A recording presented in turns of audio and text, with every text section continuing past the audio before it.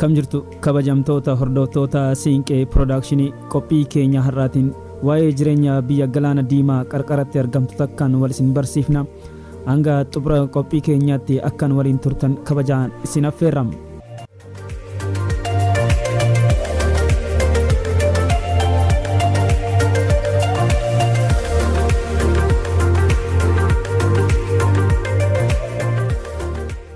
Channelii keenya channelii Siinqee Production jedhu kana subscribe, share, like gochuun akka nu cinaa dhaabbattanis kabajaan isin gaafanna.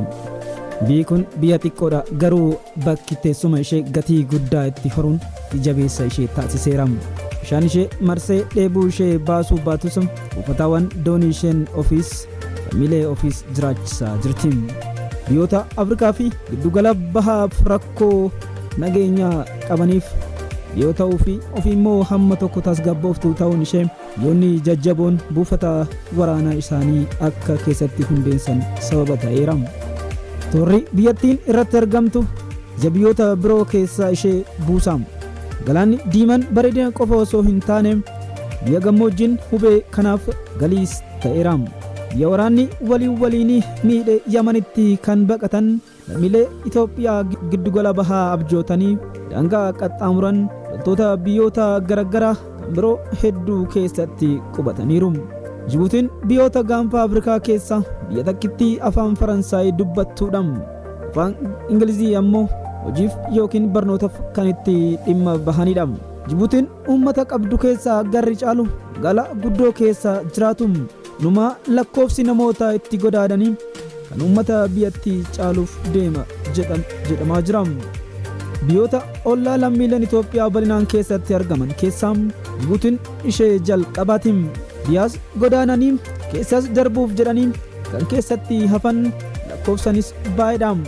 Imbaasii Itoophiyaa Jibuutitti argamu keessatti dippiloomatii olaanaa kan ta'an obbo Gizaachoo Bushuu akka jedhanitti lakkoofsi lammiilee Jibuutii jiranii 150 hanga 200tti tilmaamamu jedha.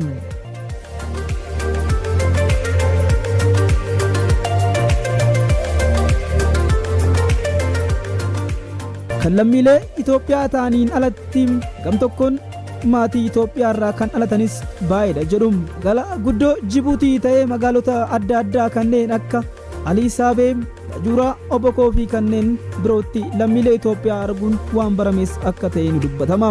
Obbo Alii Abdallaa pirezidaantii hawaasa Itoophiyaa Jibuutii jiraniiti. Biyya jiraachuuf hawaasa keenyaaf toltuudhaan isumaa uummanni Itoophiyaa bahaa fi kaaba bahaa jiraatan Jibuutii akka mana isaanii lammataatti ilaalu jedha. Itti dabaluunis seera hordoftee jiraate taanaan biyya itti dalagachuu dandeessudha jedha. Kanaaf fakkeenya kan ta'u immoo namoonni keenya baay'inillee Jibuutii keessatti dalagatanii guddatan ragaa gaariidha jedhu. Lammiileen Itoophiyaa karaa sadiin kan biyyaa bahan yoo ta'u, kaan Awurooppaa galuuf gama Sudaaniin, Afrikaa kubbaa seenuuf ammoo Keeniyaa keessa bahu. Jibuutii immoo gara Saawudii fi biyyoota Arabaa kanneen biroo seenuuf keessa qaxxaamuru. Dhalattoonni Itoophiyaa waggaa dheeraa jiraatanii eeyyama jireenyaa hin qabnes ni jiru.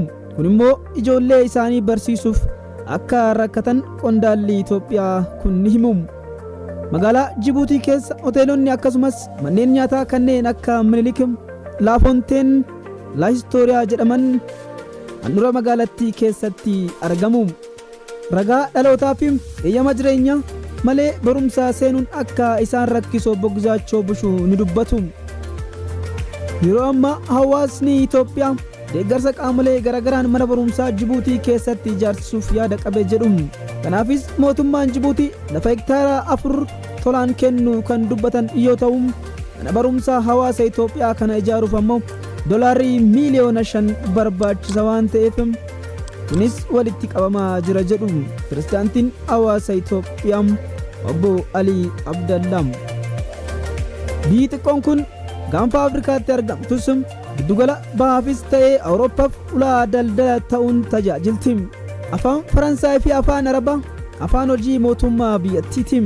Manneen barnootaa Jibuutii keessatti barattoonni afaan Faransaayiin baratu. Afaan Arabaa immoo manneen barnootaa sadarkaa lammataa keessatti akka gosa barnoota tokkootti kennamaafi. Magaalaa guddoo biyyattii Jibuutii jedhamtu kana keessatti uummanni 600,000 ol ni jiraatam. Kana jechuun uummata biyyattii keessatti walakkaadhaa ol ta'a jechuudha. Biyyattii keessaa akkuma nama Itoophiyaa buna Itoophiyaa arguunis rakkisaa miti. Akkasumas manneen nyaataa fi dhugaatii nyaataa Itoophiyaa addatti dhiyeessanii gurguranis baay'eedha. Giddugala magaalaatti kan argamu hoteelli Minilik bakka baay'ee beekamaadha. Kanneen akka Laanfooteen fi kanneen biroo hedduunis kan nyaata Itoophiyaa dhiyeessanis jiru. Gama biraan immoo gabaan kuduraa fi muduraa Jibuutii Riyaadii jedhamu keessatti kan argamu yoo ta'u, oomishoonni Itoophiyaa bakka bal'inaan keessatti argamuudha.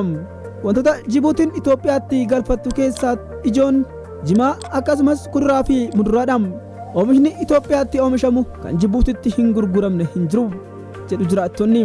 Jibuutiin baay'ee kan fayyadamtu Itoophiyaa irraa midhaan kanneen akka xaafii, mishingaa, boqqolloo dabalatee Jibuutitti akka gurguramus ni dubbatama. Jibuutii keessa bakkeewwan hawwata turizimii ta'an keessaa tokko haroo Ashaboo Asal jedhamudha. Hawaasni daldala Jibuutii daldaluuf alaa bahuuf barbaadan maallaqa sharafachuuf hin rakkatanii. Dubartoota daandii magaalattii irratti maallaqa sharafan kan saraafilee jedhaman irraa salphumatti sharafachuu ni danda'u. Saraafilee jechuun afaan Somaalii yoo ta'u, hiikni isaa warreen qarshii safaran jechuudha. Warreen qarshii sharafan jechuudha. Ollaa Pikaadus jedhamuu fi lammiileen Itoophiyaa bal'inaan argamanittis dubartoota kana arguun waan barameedha. Isaan malee Pikaadusitti lammiilee Itoophiyaa farankaa Jibuutii barbaadaniif salphumatti akka argatan saraafileen gahee guddaa taphatu.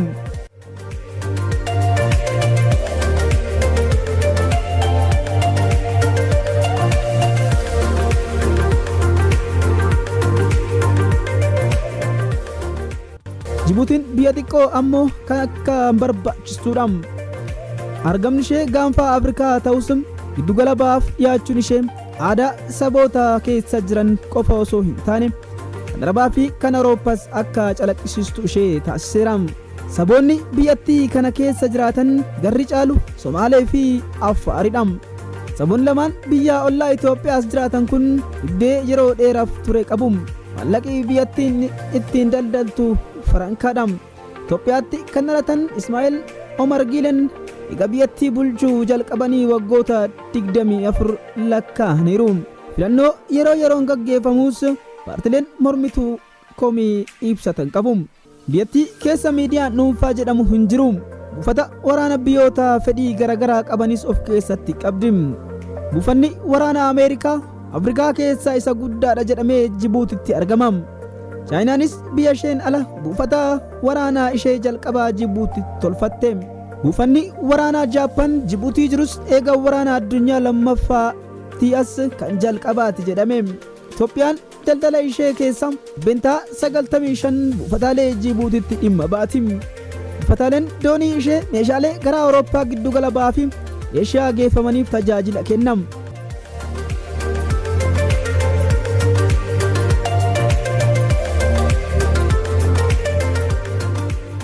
Biyya adda taate kana keessatti dhibban Faransaay bal'atee mul'ata. Faransaayinn ala Xaaliyaan, Jarmanii fi Ispeenis buufata waraanaa keessatti qabu.